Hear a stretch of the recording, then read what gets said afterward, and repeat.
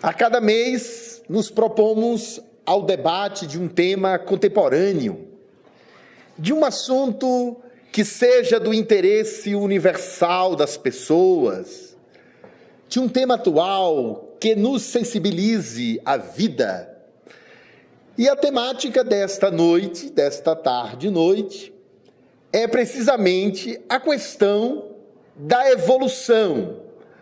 A evolução que é um princípio da doutrina espírita, a evolução que é um dado científico definitivo, sob a influência, por estranho que nos pareça a princípio, do inconsciente. E quando nós falamos do inconsciente, logo nos vem à memória, independente da nossa formação acadêmica, logo nos vem à recordação aquela imagem do inconsciente freudiano. Aquele inconsciente que povoa o imaginário coletivo e que cada um de nós tem uma ideia a respeito dele, que é o inconsciente pulsional, das pulsões, que traduziríamos aqui de uma maneira muito simplificada como o inconsciente da libido, do instinto, a parte mais recôndita da nossa vida,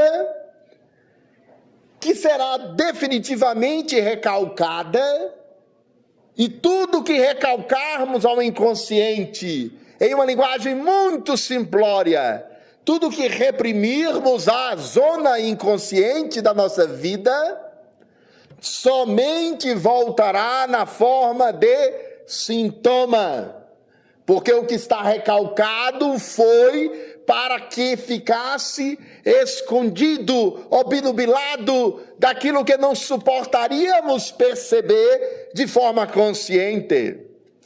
Então temos uma zona profunda, mas poderiam os senhores nos perguntar por que falar do inconsciente na casa espírita? Que tem isso a ver com o espiritismo? E nós diremos que o conceito de inconsciente se amplia à luz da reencarnação, à luz do espírito imortal, que vai nos mostrar que é na zona do inconsciente profundo que está colocada todas as nossas memórias evolutivas, reencarnatórias. Esse inconsciente que é o repositório das chamadas reminiscências, às quais Sócrates fazia referência quando desejava educar alguém. Aprender é recordar, educar seria educar aquilo que está no âmbito das reminiscências, escondido, recôndito. E então, o extraordinário psicólogo Ken Wilber, da Universidade de Harvard, nos vai apresentar um modelo interessante para que comecemos a pensar de que maneira o inconsciente está relacionado à evolução. Ele vai nos dizer que o ser, enquanto ser espiritual, atravessa pelo menos 3 grandes estágios evolutivos. O estágio pré-pessoal e totalmente inconsciente. Esse estágio sem nenhuma consciência de si, compreendida a consciência de si, como essa consciência que nos permite pensar sobre nós mesmos, a consciência que nos permite saber da vida e da morte, saber que nós nascemos um dia e desencarnaremos logo mais adiante, saber de nós mesmos, da nossa própria identidade, próprios valores, próprios problemas, ter consciência da própria existência. A primeira fase é anterior a isso. É a fase na qual estão mergulhadas todas as espécies vivas do planeta, que não são capazes de olhar para si próprias de uma forma consciencial, meditativa, reflexiva, ajuizada, conceitual, são os animais. É a natureza pré-humana. No entanto, elas estão numa fase inconsciente e pré-pessoal. Não há uma personalidade única, individualizada, que marque de maneira subjetiva e complexa o reino da natureza anterior ao homem. Mas o Dr. Wilber vai observar que há uma segunda fase esta na qual instalar-se-á outro nível de manifestação e expressão, que é o nível consciente ou pessoal. E aqui nós entramos com a doutrina espírita, para que compreendamos, lá no Livro dos Espíritos, as leis divinas estão indelevelmente escritas no âmbito da consciência. E é nesse intervalo evolutivo em que estamos na fase pessoal ou consciente, que as memórias reencarnatórias servirão de uma espécie de mapa evolucionário da nossa trajetória pessoal e coletiva. Os cientistas hoje se debruçam sobre a famosa teoria do designer inteligente. O que é a teoria do designer inteligente do universo? É a noção, ideia segundo a qual o universo é um desenho todo intencional e inteligente. E é exatamente essa inteligência cósmica que revela suas leis nessa fase do consciente e do pessoal, em que o indivíduo é portador de uma dimensão em que ele tem ciência de si. O que é a consciência? É a ciência de si. Ele tem a capacidade de ajuizar sobre as suas próprias ações e atribuir valores às ações dos outros. Ele é capaz de valorar o próprio gesto e dizer: aqui acertei, ali errei. Esta é uma atitude justa, esta é uma atitude injusta. Esse é um comportamento legítimo, este outro é inválido. Esta é uma conduta adequada, porque posso e devo fazê-la nesse contexto e não noutro. E nós vamos entrando na fase pessoal ou consciente da evolução. E é exatamente nessa fase que é a chamada evolução anímica do espírito, da alma, das reencarnações, dentro da qual vão se dar todos os nossos dilemas existenciais, que nós habitualmente lançamos para o universo do acaso, esquecidos que há um designer da nossa consciência, registrado não nessa consciência temporal de vigília, mas da zona profunda do inconsciente ao desenho kármico da nossa trajetória. E cada um de nós traz esse desenho de maneira tão evidente nas zonas profundas do ser, nas zonas arquetípicas, no inconsciente transpessoal. É tão claro que esse desenho vai fazendo com que nós nos movamos na direção desta ou daquela pessoa, na busca desta ou daquela experiência que vai se desenrolar como um novelo, como uma espiral complexa. Os senhores podem observar que no planeta terrestre cada um se move conforme o seu desenho inconsciente, evolutivo, reencarnacionista. E ele vai buscar a pessoa, o lugar, a instituição, a doutrina, a vivência, a igreja, o trabalho, as relações, que maior afinidade traz com o seu mundo de experiências pretéritas e com o seu inconsciente, que desenha ali o mapa evolutivo, kármico e reencarnacionista. Atravessada a fase desse nível consciente ou pessoal, nós teremos a terceira fase, que será a fase superconsciente e transpessoal. Porque observem, senhores, que nessa fase consciente ou pessoal, primeiro, nós não tomamos a consciência perfeita das reencarnações passadas.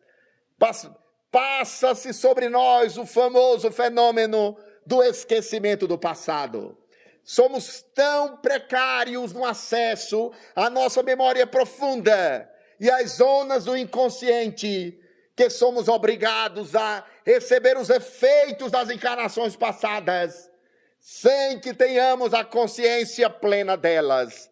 E falo isso porque se os senhores forem para outras culturas, para a Índia, para pessoas que praticam há várias reencarnações, o hábito da meditação, as técnicas do autodesvelamento, descobrirão que as reencarnações passadas, que para nós é um tema de grande mistério e até de profunda sensibilidade no imaginário coletivo, em outras culturas, em outra faixa de apreciação da realidade, em outro nível de consciência, as pessoas não só sabem, identificam como se conectam conscientemente com a reencarnação passada delas. Basta ver o exemplo do Dalai Lama, cujo título é Oceano de Sabedoria e é considerado a 14ª reencarnação do Buda da Compaixão. A reencarnação nessa doutrina é tão intensa e de tal modo organiza as instituições e a cultura que este Dalai Lama dirá: eu vou reencarnar, eu vou renascer em tal cidade, em tal localidade, e devem me procurar por lá, porque eu serei a 15ª reencarnação neste novo corpo, no qual realizarei a minha missão na próxima etapa. Os senhores imaginem então que as leis divinas atuarão no inconsciente profundo, mas nós teremos a fase transpessoal ou superconsciente. Nessa fase futura, nós teremos a clara percepção da realidade espiritual de nós mesmos. Por que é transpessoal? Porque o indivíduo não está limitado à circunstancialidade dessa personalidade atual, que, via de regra, é absolutamente sombria no que tange à autocompreensão. Vivemos sem compreender porque somos dotados de certos sentimentos que temos muito fortes dentro de nós. Não conseguimos explicar conflitos interiores. Não sabemos a gênese de certos comportamentos arraigados, de certas atitudes que se repetem a contragosto e por mais que a combatamos. E por mais que não a queiramos em nossa vida mental, eis que os pensamentos borbulham, os sentimentos emergem e as dores da alma se fazem implacáveis, sem que tenhamos o menor controle sobre nada disso, demonstrando que ainda somos profundamente inconsciente da torrente de realidade que está por trás de nós. E o exemplo típico disso é aquela pessoa que sofre de depressão aguda, crônica, e nada no mundo externo explicaria a depressão. A família dela é afetuosa, ela tem uma boa condição de renda, teve acesso a uma boa escola, mora em um bairro protegido pela violência, tem acesso aos bens de consumo e da informação e começa a enfrentar a sombra da depressão, sem que o cérebro, na pesquisa científica, no exame da tomografia computadorizada, seja capaz de detectar nenhum transtorno neuroquímico e a pessoa afunda na depressão. Então nós estamos em uma faixa pessoal ou consciente, mas em uma consciência extremamente precária, que não temos consciência do dia da nossa morte, porque não o sabemos. Não temos consciência das experiências anteriores a esta encarnação. E estamos vitimados da nossa própria realidade espiritual, em uma precariedade evolutiva típica dos espíritos extremamente atrasados. À medida que o ser evolui, que ele se esclarece, que ele navega nas suas zonas profundas da sua realidade espiritual, ele começa a viver as experiências dos grandes seres. Ele estabelece a transpessoalidade, ele vai além desta personalidade, navega em outras personalidades. Ele é capaz de se conectar com o passado e ele é superconsciente, porque ele desenvolve uma consciência que vai além do ego, que vai além do aqui e do agora. A nossa consciência ainda é tão precária que o nosso movimento existencial é muito simplório. Evitamos a dor e logramos o prazer e o buscamos. Evitamos o sofrimento nosso pessoal e buscamos a situação de conforto pessoal. Estamos felizes se as necessidades biológicas básicas são preenchidas. E aqui vale observar e recordar a notável pirâmide do psicólogo Abraham Maslow, que nos fez pensar como é o processo evolutivo da consciência, que se explica na base que integra mais de 60% da humanidade, segundo ele próprio. A maioria de nós consegue ter necessidades biológicas muito definidas: sexualidade, respiração, nutrição orgânica, repouso físico. São necessidades de alimentação do organismo, sexual, gastronômica, alimentar, respiratória.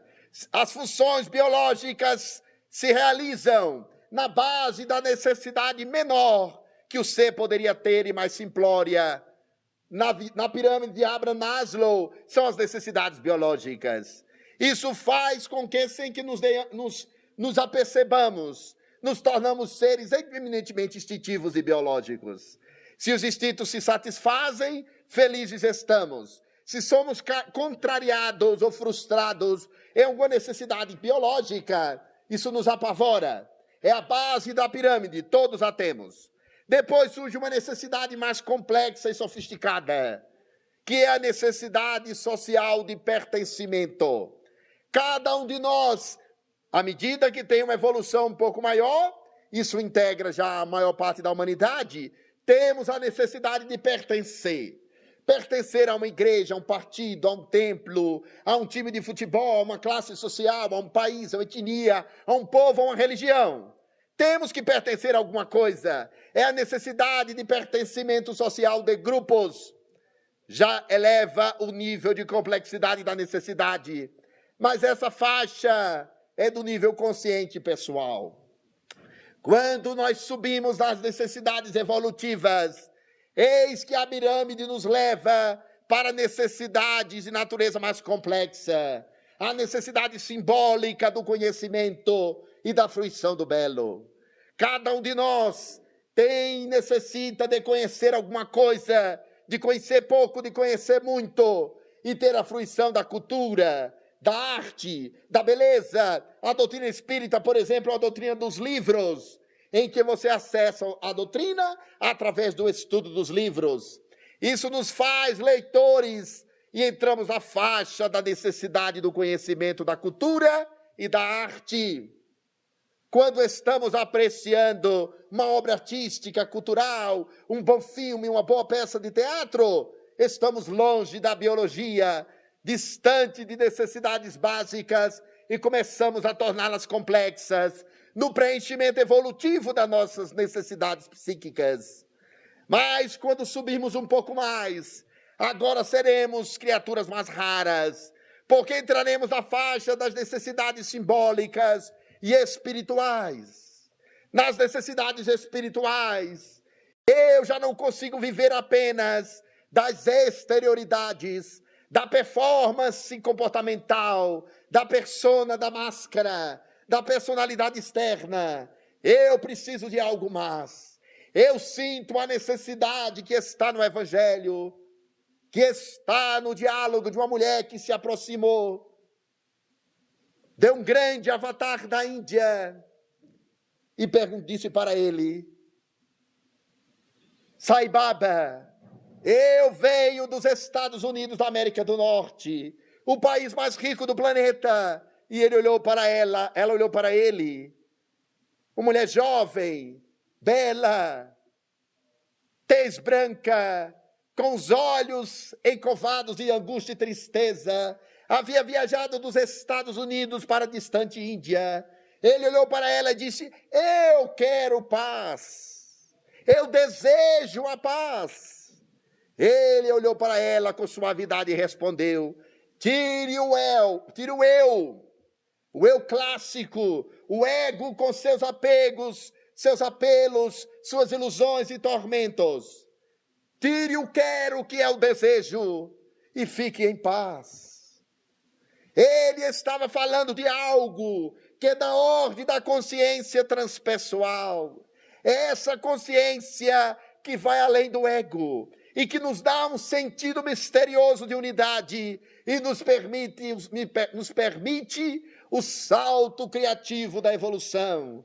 Porque a maioria de nós espírita passa uma reencarnação inteira e nunca fez uma autoavaliação, um autoexame criterioso para se perguntar se de fato está evoluindo. Se os impulsos evolutivos da alma, que nos leva a ter sede de amor, sede de paz, vontade de ser solidário, atitude de dignidade perante si próprio, que nos torna criaturas éticas e livres, porque a maioria de nós age como se fosse o homem espelho que reflete a opinião dos outros e nunca realiza-se a si próprio de verdade e interiormente, porque está mais preocupado com a aparência do que com o cultivo interior e sua própria transformação.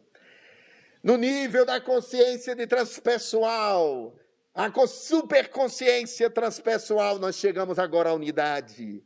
Aquela unidade misteriosa que faz com que começamos a perceber aos outros de uma maneira significativa e não de forma indiferente. Olhamos para o nosso vizinho, para os nossos irmãos, para os nossos amigos ou adversários, colegas de trabalho, para a sociedade e somos tomados de um sentimento espiritual de compaixão, de identificação profunda com o sofrer do outro. Isto é o salto criativo da evolução que está no mapa do inconsciente transpessoal, mas que você não encontrará na consciência ego-identificada da aparência e da exterioridade. A maioria de nós passa uma vida inteira apegada ao apelo do próprio narcisismo e nunca se desconecta desse narcisismo, desse autocuidado que é a faixa mais primitiva da evolução. É o primarismo de se cuidar a si próprio e nada mais. E claro que existem aqueles que não estão na condição de se cuidar a si próprios e se tornam autodestrutivos, que é anterior à fase do autocuidado e do autosserviço. Estes são os criminosos, os suicidas, os paranoicos, os adoecidos, os deprimidos crônicos que eles querem se matar, destruir-se, porque eles estão na fase anterior ao autocuidado. Mas nós que já transitamos com alguma saúde mental, precisamos meditar sobre essa consciência profunda que nos estimulou a Jesus a tê-la, quando ele disse que brilhe a vossa luz, quando ele nos ensinou, ficai sabendo que o reino de Deus está dentro de vós. Porém, ele é um tesouro oculto que deveis descobri-lo, quando ele disse, sim, eu estou no meu Pai, o meu Pai está em mim, mas o meu Pai está em vós, e vós estáis no meu Pai. E a maioria de nós não fez a tarefa evolutiva que o Dr. Carl Gustav Jung chamou de individuação. A individuação é o salto do ego para o self, do eu clássico para a consciência de si.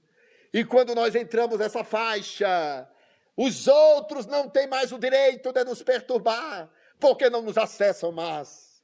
Eles falam sozinhos e não nos perturbam, porque desenvolvemos uma blindagem emocional pela qual não deixamos mais que o fator externo nos perturbe.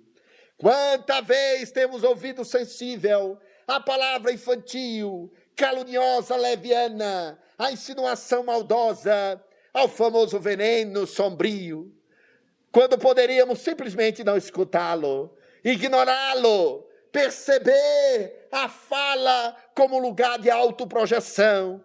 Tudo que eu falo, sobre mim mesmo falo.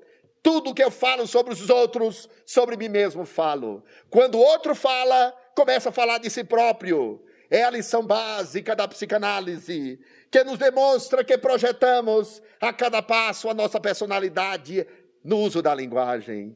Então a doutrina espírita nos convida, no encerramento dessa breve palestra de 30 minutos, tome consciência de si, faça a viagem interior, recordem-se da questão do Livro dos Espíritos, que nos ensina qual meio prático mais eficaz para o homem combater as suas más inclinações e resistir à atração do mal. Um sábio da antiguidade de Volo disse, conhece-te a ti mesmo. comecemos aqui e agora a fazer a viagem para a consciência de unidade, ao ponto de recordando os orientais quando se perguntam. Um dia um discípulo perguntou ao mestre no Oriente, na Índia multimilenar: vós considerais correto o ensinamento segundo o qual devemos amar ao outro como a nós mesmos? Ele respondeu: onde está o outro? Para ensinar que o outro é uma centelha divina coligada a nós pelo mistério da unidade da consciência segundo Jesus. Vós sois deuses, o outro é apenas uma fagulha divina como nós somos. E nós terminamos a palestra demonstrando isso, recordando a ideia que nos diz: eu não sou um eu isolado, desconectado do todo. Não é o meu eu que através do cérebro e da consciência se comunica com outro eu externo, diferente, isolado de mim. Vejam como vai mudar o modelo agora. É a consciência cósmica que se reflete em mim.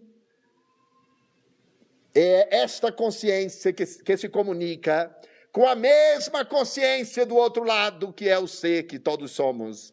É a consciência em mim que se comunica com a consciência que está em vós. Porque ela é una, ela é divina, ela é indivisível, ela é profunda, ela é cósmica e ela está dentro de cada um de nós. Eis o mistério da autoiluminação, da evolução criativa, da unicidade da criatura com o Criador. Eu e o Pai somos um. Isso não é privilégio de Jesus. Só as teologias superficiais e tolas acreditam nisso. O Oriente sabe disso há 6.000 anos, que todos nós somos um com o Pai. Obrigado pela atenção de vocês. E nós terminamos com um gesto que fala disso. Namastê. Deus que está em mim, saúda Deus que está em você. Ou dito de modo filosófico, saúdo você do lugar no qual eu e você somos um só. Deus. Que a grande luz divina brilhe em nossos corações e nos faça evoluir consciente, criativa e intencionalmente. Muita paz. Vamos nos colocar à disposição e vamos dialogar nos 25 minutos que nos resta para falar da criatividade espiritual manifestando-se no inconsciente, provocando evolução. Muita paz. É curioso essa última questão que o Denizar falou. Está lá no Evangelho segundo João, capítulo 10, versículo 30, em que Jesus diz: eu e o Pai somos um. E é uma pena que os nossos irmãos do cristianismo primitivo entenderam que Jesus com isso estava querendo dizer que ele era Deus, quando jamais ele o disse. Como ainda não tem nenhuma pergunta, eu tenho uma pergunta, Denizar. Tanto Jung quanto Freud, primeiro Freud, depois Jung, ele vai nos dizer que nós temos um modelo que talvez as pessoas conheçam um pouco isso. Tanto Freud quanto Jung vão dizer que nós somos como um iceberg. Uma pequena ponta está acima da água, que é o que nós vemos, que é o que eles qualificam de consciente. E o restante do iceberg que está abaixo da água, que nós não vemos, é o nosso inconsciente. E eles vão dar uma medida, que 5% de nosso ser é o consciente, e que 95% de nosso ser é o nosso inconsciente. Denizar, nós dentro da doutrina espírita, nós podemos qualificar este consciente que eles chamaram tanto de inconsciente, inconsciente coletivo, quanto o próprio inconsciente de nós não conhecermos a nós mesmos. Nós podemos dizer que isso seria, na verdade, todas as nossas experiências reencarnatórias acumuladas, guardadas dentro de nossa alma e que nós precisamos vivenciá-las, olhar para elas, para utilizarmos ela como um trampolim para a nossa evolução? A pergunta do Jack, além de muito inteligente, é muito oportuna, que vai nos permitir explicar algo que nós não falamos na palestra por falta de tempo. O inconsciente, ele obedece a camadas. Acreditamos que na comunidade espírita, o pensador que melhor explicou isso, o cientista, médico, psiquiatra, foi o Dr. Jorge André dos Santos, que vai nos dizer, há uma dimensão do inconsciente que ele chamou de inconsciente puro. É a região mais profunda do ser. É a região que nos permite contato com Deus na interação de unidade com Ele. É nessa região profunda do inconsciente que estão os arquétipos. O inconsciente puro está lá na profundidade da nossa alma. É puro porque é arquetípico. Está lá toda a potência que há de se converter em ato. Estão lá todos os arquétipos, todas as perfeições. Estão lá a perfeição da virtude, da justiça, da beleza, da verdade, da sabedoria, a perfeição moral, dos valores, dos sentimentos elevados. Estão lá, estão depositados no inconsciente puro todo o nosso futuro, que há de se manifestar ao longo das reencarnações. Esse inconsciente puro, Jorge André chamava de Deus em nós, no simbolismo de que é a dimensão divina mais profunda que há de se desvelar, há de se manifestar, há de ser conhecida ao longo das reencarnações no processo evolutivo. Inconsciente puro, a zona de conexão com a divindade, a nossa parte mais profunda.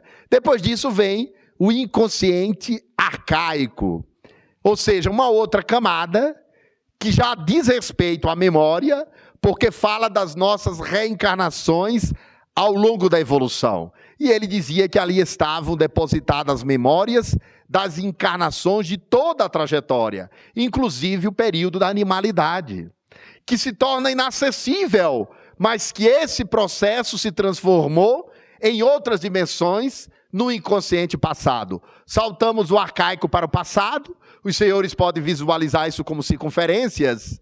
Então, já estamos em uma fase, uma circunferência mais periférica. Uma terceira circunferência a circular o inconsciente puro, que seria o inconsciente passado. Este já integra o inconsciente das encarnações passadas. Ele nos traz reminiscências. E é aqui que saltamos para o inconsciente atual e entramos especificamente na proposta do Jack, que é muito interessante. Ora, é esse consciente passado que transborda no atual, e o atual é dessa encarnação, que faz com que nós tenhamos experiências acumuladas que nos permitirão dar saltos evolutivos. Vamos entender isso. Nós já consolidamos experiências que nos fez ensinar questões ligadas ao comportamento da violência. Está consolidada a memória traumática de sofrimento. Está consolidada a negação da violência. Está consolidado nesse inconsciente passado que nós não mais manifestaremos vícios, porque está consolidada a base. Está consolidada a experiência de um amor profundo que já vivemos com alguém. Está consolidado os ideais de justiça nesse inconsciente passado. O que é que acontece? À medida que a criança se desenvolve, a despeito da escola que estude, da cultura onde esteja, quanto mais intenso for essa consolidação, mais rápido ela manifestará essa dimensão que já foi consolidada. E isso vai lhe servir de base para que ela organize a experiência atual. Então, determinadas conquistas evolutivas ressoarão. Isso tanto vale para as manifestações intelectuais, quanto aquilo que nós chamamos de moral. As manifestações intelectuais são do pensamento, cognição. O indivíduo traz habilidades na área da matemática, da filosofia, da interpretação de livros, da história, da ciência, das artes ou da religião. E ele logo se torna o religioso completo e perfeito. O orador extraordinário, o cientista profundo, porque ele consolidou. Então, isso é o mapa da nossa evolução. Aquilo que consolidamos serve de base para a próxima etapa. Por isso que o processo é progressivo, acumulativo e transformador. Tudo isso eclode. É claro que as instituições da Terra, a família, a escola, a sociedade, precisam estimular isso, precisa sensibilizar essas essa virtude original, mas ela está no inconsciente passado, transportando-se para o inconsciente atual e nos permitindo evoluir. É isso que nos transforma. É essa possibilidade de fazer esse aprofundamento, consolidação e sublimação, tudo guardado ao nível do inconsciente.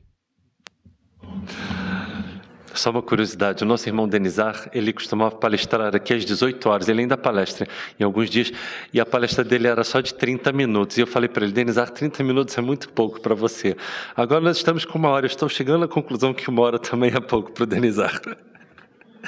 É um grande irmão, e para quem não sabe, Denizar não só, ele é um eminente palestrante nacional e internacional, como tem livros escritos, e igualmente tem um conhecimento profundo de espiritismo. Ele tem um respeito muito grande de minha pessoa, como igualmente ele é sociólogo, para quem não sabe. Pergunta, querido. Reencarnamos para fins evolutivos, isto é, no meu entendimento, a premissa para a nossa vida atual. Como saber ou como acessar o inconsciente para saber qual é o nosso propósito nesta vida? Ou seja, o que devemos trabalhar, evoluir? Muito boa pergunta, excelente questão. Nós temos aí, de um lado, aquilo que naturalmente o inconsciente nos informa. Naturalmente o inconsciente nos traz as reminiscências fundamentais. Ele nos dá pistas, ele nos fala de vícios que nós consolidamos. Ele nos fala de uma sombra psicológica tormentosa, no mundo das emoções conflitivas, no mundo das projeções, no mundo dos preconceitos, no mundo dos valores.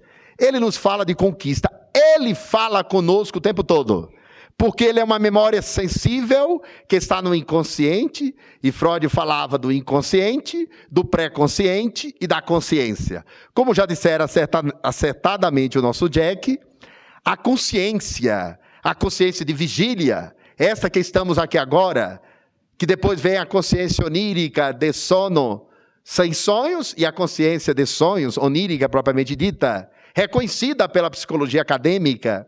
Essa é a consciência é a menor parte, é a dimensão mais periférica, é a dimensão mais manifestada, porém menor.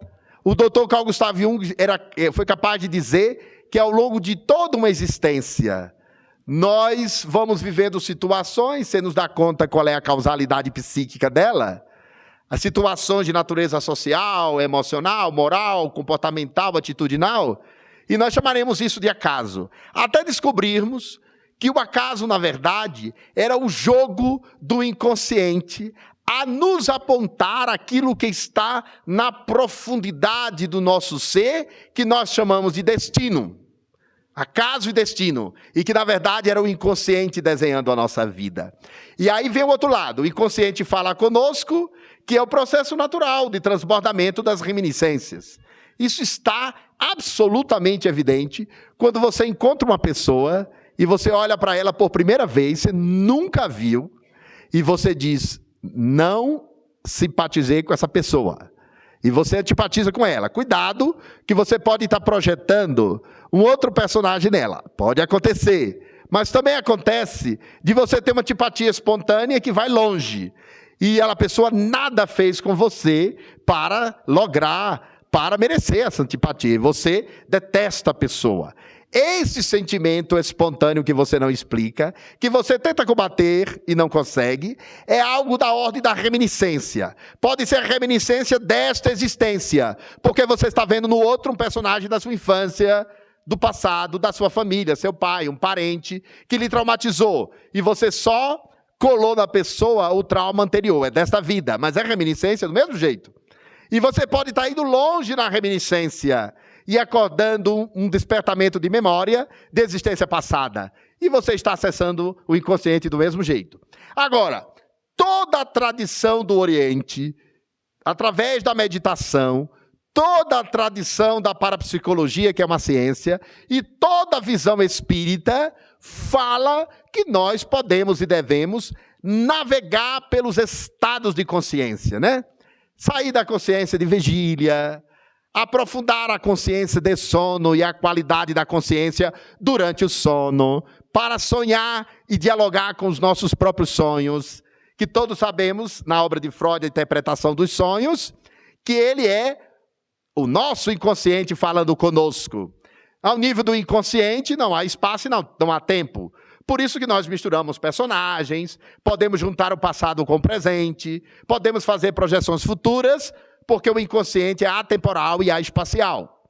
Mas nós temos o sonho, e é possível cultivar através da meditação, através da autorreflexão, através da capacidade de visitar outros estados de consciência, que são contemplativos, que são da unidade, que faz com que você se observe olhe um objeto com a consciência de unidade. Isso é um exercício, isso é uma atividade meditativa, é o equilíbrio dos estados meditativos que nos leva a isso. O equilíbrio do estado de consciência de unidade, que nos faz pensar e sentir com adequação e de forma harmônica. Pode observar que nós ainda somos muito perturbadinhos, todos nós. De modo que nós somos criaturas que pensamos uma coisa e sentimos o oposto. Às vezes o pensamento está numa direção, o sentimento está noutro e o desejo está noutro. Você está fragmentado, como se fosse o psiquismo esquizofrênico, dividido. Tudo isso demonstra que forças estão atuando em nossa consciência sem que tenhamos consciência delas. Então essa unidade, essa harmonia. Eu sempre falo da disciplina que o Espírito Emmanuel falou de Chico Xavier. E a maioria de nós outros, desavisadamente, achou que a disciplina que ele falava era aquela importante, necessária, mas muito fácil de realizá-la. Qualquer pessoa bem organizada e planejada é capaz de cumprir seus compromissos, realizar suas tarefas, ser uma pessoa racional. Os grandes executivos fazem isso estando muito longe do nível de evolução de Chico Xavier. No entanto, o Espírito Emmanuel diz para ele, tem 3 normas para você seguir. Disciplina, disciplina e disciplina.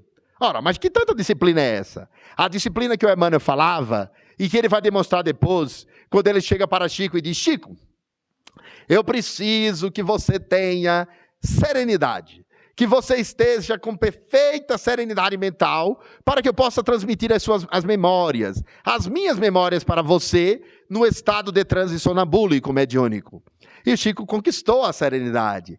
Essa serenidade que faz com que nós só pensemos naquilo que queremos pensar quando a consciência moral elege aquele pensamento para pensar. Só sentimos o que queremos, só pensamos o que queremos, só nos comportamos da forma adequada. Os orientais chamam isso de lei da adequação. É uma disciplina mental profunda que os yogis, Chico Xavier, os seres iluminados, os meditadores experientes são capazes de lograr e que é a nossa meta evolutiva, tomando consciência integral do ser que somos, na unidade onde estamos, na consciência profunda que nos é o mapa inteligente da evolução. Nós já vemos que ele é bem gentil, né? Porque ele falou que nós somos um pouco perturbadinhos, né? Pouco foi um elogio para, né? Mundo de provas e expiações. Queridos, existe uma pergunta aqui. Nós já terminamos nossas perguntas, porque temos somente, basicamente, 6 minutos para que nós possamos encerrar e que o Denizar também possa ter tempo para falar dos livros dele. Tem uma pergunta aqui sobre a ascensão da pirâmide. Eu vou pedir licença, pessoal, vou deixar ela por último, porque houve uma outra pergunta aqui e o Denizar está repetindo muito isso. Então, a pergunta diz o seguinte, Denizar. Durante a palestra, a cultura indiana foi muito citada no que tange ao desenvolvimento da consciência através da meditação. Entretanto, esta mesma cultura, em relação à organização da sociedade, a maneira como trata as mulheres, dentre outros quesitos, ainda encontram-se em desarmonia com o que consideramos justos. Ao que se trata esta evolução em alguns setores e outros não? 5 minutos, se puder. Tá. Excelente questão muito bem elaborada, muito inteligente, muito correta e absolutamente verdadeira. Em primeiro lugar, apesar de termos utilizado em algum momento o termo cultura multimilenar da Índia, estávamos falando dos grandes ensinamentos que 2 doutrinas que são antiquíssimas, e uma delas é a religião mais antiga do mundo, mais antiga do planeta. O nome dela é hinduísmo. O hinduísmo remete a 4.000 anos antes de Cristo.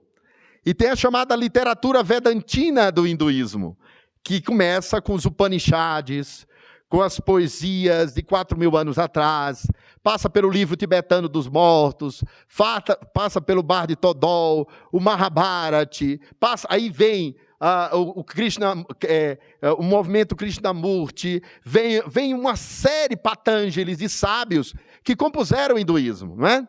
Essas doutrinas, tanto o hinduísmo quanto o budismo, elas são doutrinas de sabedoria. Elas falarão de reencarnação, elas nos falarão desse mundo, dessa cartografia interior iluminada, que é o ser da plenitude, o ser em si mesmo, a consciência em si própria, a luz de Deus em nós, a unidade. Isso são as tradições religiosas. Dentro delas, há uma teoria reencarnacionista com uma dada interpretação sobre o karma, nem toda ela consentânea com a doutrina espírita, já que o espiritismo é sempre evolucionista, fala da misericórdia divina e não explica as situações de forma fatalistas. De todo modo, é verdade que na Índia ainda existe, enfraquecendo progressivamente, mas existe, a cultura das castas. Isso é real, é um fato sociológico e está na estrutura social da Índia, as castas.